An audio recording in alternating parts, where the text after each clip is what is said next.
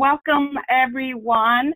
We're very excited to have you here today. We were actually kind of surprised at the amount of registrations we got for this event. So it appears we struck a chord in talking about this commitment issue that seems to be becoming more of an issue as the years go by. So let's jump right in and talk about this commitment phobic issue that we're dealing with. So it seems that commitment as a whole in the world, in society, has gone out of fashion. Being faithful is just something most of us don't do anymore. Being loyal to a brand, being loyal to an individual, being loyal to a job seems to be not so fashionable. So replacing commitments and contracts are things that are more pay as you go. You're able to get out of any kind of commitment very readily. So this is sort of spread through society as a whole, this idea that if it works for me today, that's fine, but I'm not going to commit for a 10-year contract as a franchisee. I'm going to have my eyes open for other opportunities. So we see again and again that an idea or a product or a brand is awesome today, but then tomorrow it becomes somewhat passé. So this whole idea of commitment and loyalty in our world has changed in the last few generations. And I'm sure you're experiencing that in your lives, in your businesses, with your coworkers, etc. But I wanted to look at some statistics and what that means for us in the franchise space, both as franchise development, franchisors, as well as franchise brokers. Suffice it to say, this no strings attached mentality is rampant, and it's growing in epidemic proportions. We have become a world that is all about me. It's kind of a scary thought when we think about it. So let me introduce myself. I'm Rebecca Monet. I'm President and Chief Scientist of Zorco Profiles. We provide profiling tools to franchisors and franchise brokers. Our tools help determine if a franchisee is compatible with a franchise system, and it also goes a long way to predicting how long they're going to retain, how satisfied they're going to be, and most importantly, how well they're going to perform. So why this topic of commitment phobia, and why did we choose to do this now? I've been hearing for the last few years our franchisors with a handful of similar complaints that their franchisees lack initiative, that they don't seem to have that same ability to take risks or bounce back from adversity or rejections or challenges, that they don't have that same drive that we may have seen a few years back. The other complaint that I'm getting from some franchisors out there is that franchisees over time become more dependent. They are asking for more things up front than they've ever asked for. Call centers, local marketing, whatever it is, they're asking for a lot more up front than they have in the past, and expecting those things of a franchisor. It seems that franchisees as a whole, and I'm sure there are many, many exceptions, of course, are becoming more easily discouraged, less optimistic, and oftentimes that shows up in malaise or what we might call a laziness. So I've heard this complaint now for several months, and being a scientist, I'm just sort of endlessly curious what could be causing this and what we can do as franchise professionals to address these issues, because growing a business requires dedication, it requires perseverance, it requires commitment, it requires loyalty to the brand. So for these complaints to be out there for franchisors to deal with this concerns me. So I wanted to look at the statistics behind this and address what we could do as franchise professionals as a whole. So the statistics are pointing in a dangerous direction. They're showing us trends that I think is going to have serious consequences to franchising. Granted, it is slow and it is gradual, but it is consistently a downward trend in these markers of self-motivation. So let me share with you what tools we use to measure this thing called commitment. We use the work of Dr. Daniel Goleman, his logic behind something called emotional and social intelligence. If you haven't had an opportunity to read any of his books or attend any of his talks, I highly encourage it. So emotional intelligence are those markers that have to do with how I manage myself. Do I recognize my emotions? Do I see how those emotions affect what comes out of my mouth and how I spend my time and how I spend my money? Do I recognize that it affects how I manage myself? Can I control myself? Can I be authentic? Can I be transparent? So there are three kind of big markers under the emotional intelligence umbrella that we at Zoracle measure: self-awareness, self-management, and self-motivation, all having to do with managing oneself. And within each of those larger markers, there's additional smaller markers that we're going to take a look into. Social intelligence, the markers that we look at, there are 9 individual markers, 3 bigger markers: leadership, social awareness, relationship management. But all of these markers have to do with managing relationships, managing a relationship with my employee, managing a relationship with my vendors, suppliers, my clients, and also with my franchisor. Social intelligence markers. So I need you to know that we've looked at all of these markers for some hints as to what is going on, what is trending, so we can be ahead of that curve. So we're going to do a series of webinars on social and emotional intelligence, but today we're going to focus on a single marker under the self-motivation arena, which I thought was paramount for us to deal with. So under the self-motivation marker, we have achievement drive, commitment, initiative, and optimism.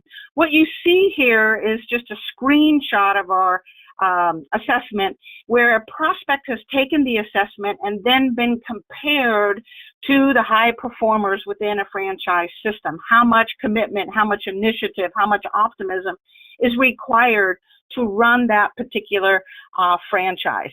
What I'd like to focus on is the commitment marker underneath that bigger marker of self-motivation, and show you some trends that we are noticing as it relates to this commitment by generation and also by year. So what you see here is 900 franchisees and prospective franchisees randomly taken from our database from various franchisors and various franchise brokers. And we've basically thrown them in a single pot and separated them by these individual EQ and SQ markers, and then separated them out by age. So we're looking at the boomer, we're looking at Generation X, and we're looking at the millennial within this chart. The boomer, of course, is someone between the ages of 54 and 74, which is a big part of the population of franchising, as you know. The Generation X, ages 39 to 53, and then the millennial, ages 24 to 38. Now, we did look at about 53 Generation Zs, which are the under 24s, and I'll share with you some of the trends we're starting to see there. But first, what you notice here is overall, Boomer, Generation X, and Millennial all have pretty strong achievement drive. They are driven to be successful. They want to control their lives.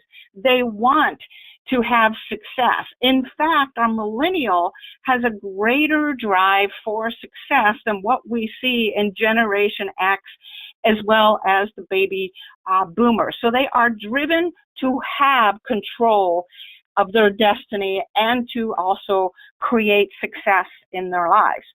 However, what we notice in the commitment area is their ability to commit, that commitment muscle, so to speak, is not as strong as what we see in the Generation X and in the Generation Boomer. We see this commitment muscle is much weaker for our millennial and for our Generation X than what we might have seen with our boomer. Some of this is not going to come as a surprise. It's just fascinating when you see the numbers behind it. Another area that, of course, is of concern to me is this initiative number. I've been running these numbers for 25 years, and I am seeing these initiative numbers, which is a form of courage. Initiative is courage that I'm going to do what I need to do day in and day out in my franchise business, whether I know how to or whether I'm afraid to. I'm still going to go about doing that. So all three of these generations are having some challenges with courage and with initiative. This echoes what our franchisors have been telling us, that franchisees aren't the hunters that we may have seen in years gone by. It's not just affecting Generation X, a millennial, but it's also affecting our baby boomer. And then we look at optimism. We see, again, a gradual decline by generation in overall optimism. Generation X and our millennial generation is not as optimistic as what we see with the baby boomer. So just the cloud that is over the last two generations is different than what the baby boomer may have experienced.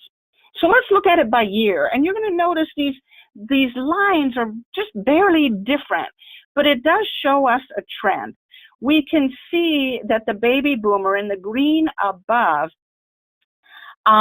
just overall scores higher in this area of commitment, in the 11.5 and up range. But in the last couple of years, we're starting to see a dip for the baby boomer in terms of commitment. Now, there's probably 1,000 reasons that might happen, including they're getting older and they're ready to retire. But we are starting to notice a little bit of a dip. The bigger issue is in the difference between the X, which is, at his prime. The Generation X is at his prime, where he's building his empire, she's building his empire. Even though that number is gradually going up, the commitment is gradually going up, which is a wonderful trend to see, it is still far from what we see, that same level of commitment that we saw with the baby boomer generation.